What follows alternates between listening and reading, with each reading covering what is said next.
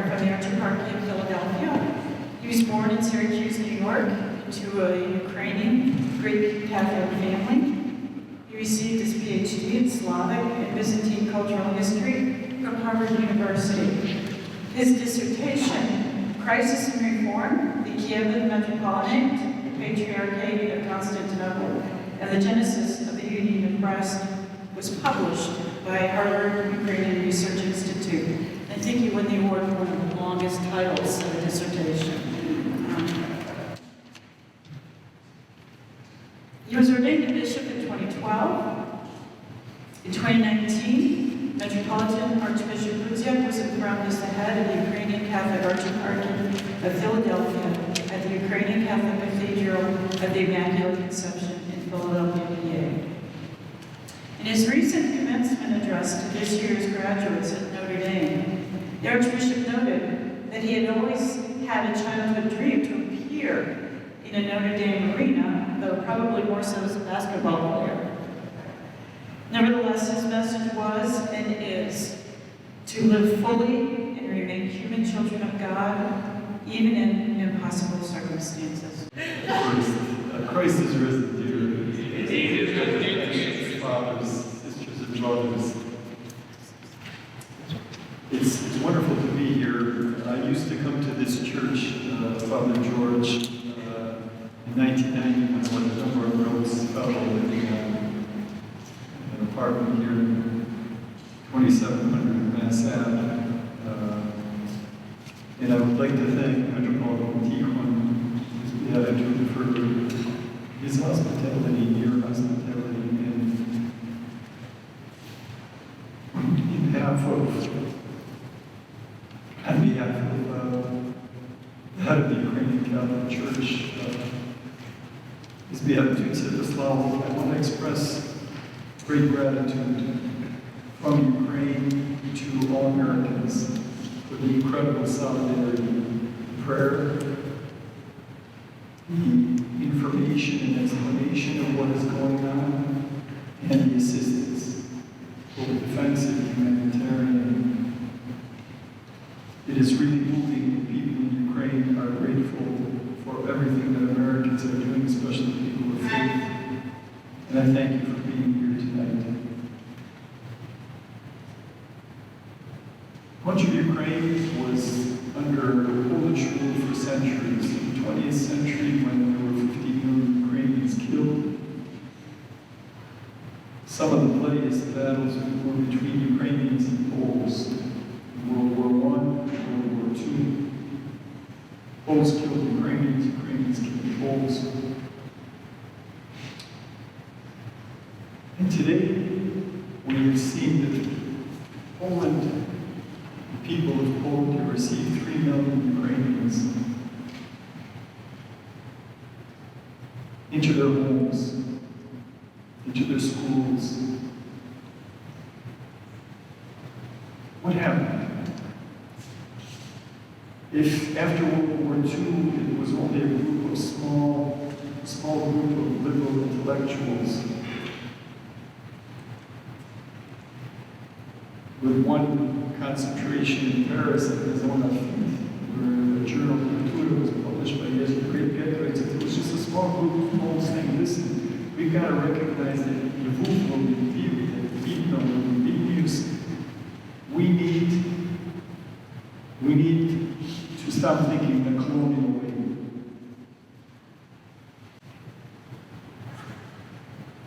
This is my hope for the future of relations with Russia.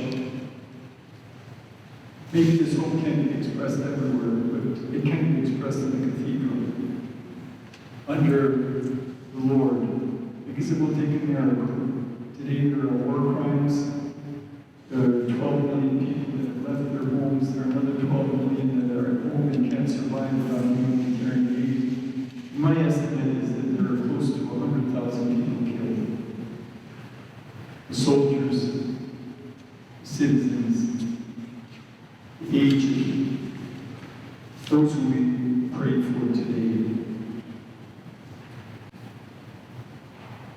What are some of the signs that lead to peace? I won't focus on macabre, and the evil. There's much said about that, and I think we all agree that it is named, it needs to be condemned, it needs to be corrected. Father Duchenko will be able to say more, and I greet you, dear Father. But for now more than a quarter of a century, the churches and religious organizations of Ukraine have been working together in the All-Ukrainian Council of Churches and Religious Organizations. It's a unique institution, which especially since 2014, when this war began, has spoken out clearly against this war. And now have spoken out even more clearly against this escalation. They represent over 90% of the people of faith, Christians, Muslims, and Jews. We have seen a country in which Ukrainian-Jewish relations have not been easy, a country which had the biggest Jewish population in Europe, where the Nazis were very effective in the Holocaust. This country elected a Jewish man to be president with 73% of the vote. And the name Zelensky is now becoming an icon for Ukrainian integrity, Ukrainian courage, Ukrainian willingness to sacrifice one's life for another, which Jesus calls the greatest love. We have patriotic Muslims, the Tatars, who were deported by Stalin and who were received back into Ukraine, and are among the staunchest defenders of Ukrainian territorial integrity and suffering the most when their homeland Crimea was annexed. There are very strong signs of virtue. Many of the religious communities in Ukraine were persecuted, actually all of them were. And as a result, emerging from communist totalitarianism, the churches have a unique moral authority in the country. The churches in society are respected more than politicians, than the media. They have great moral influence, and today are called to lead in a special way. In this council of churches and in society, there is the Moscow Patriarchate jurisdiction, which in these months has spoken out against the war. But there is the problem of the Russian Orthodox churches, explicit, even adamant, very active participation in support of this invasion. In our search for peace, we're not a G7, we're not a G20.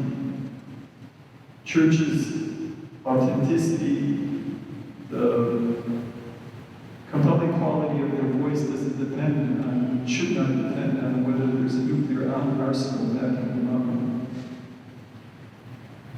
There's a very big question on how, in the future, the Moscow Patriarchate can return to its vocation to preach the gospel and exercise a prophetic ministry with a prophetic voice.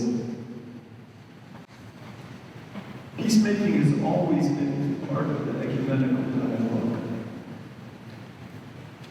I thank you for this hospitality, for this beautiful initiative, bringing us together, Washington Theological Consortium. Let us remember that ecumenism in the 20th century was very much catalyzed by the phenomenon of war.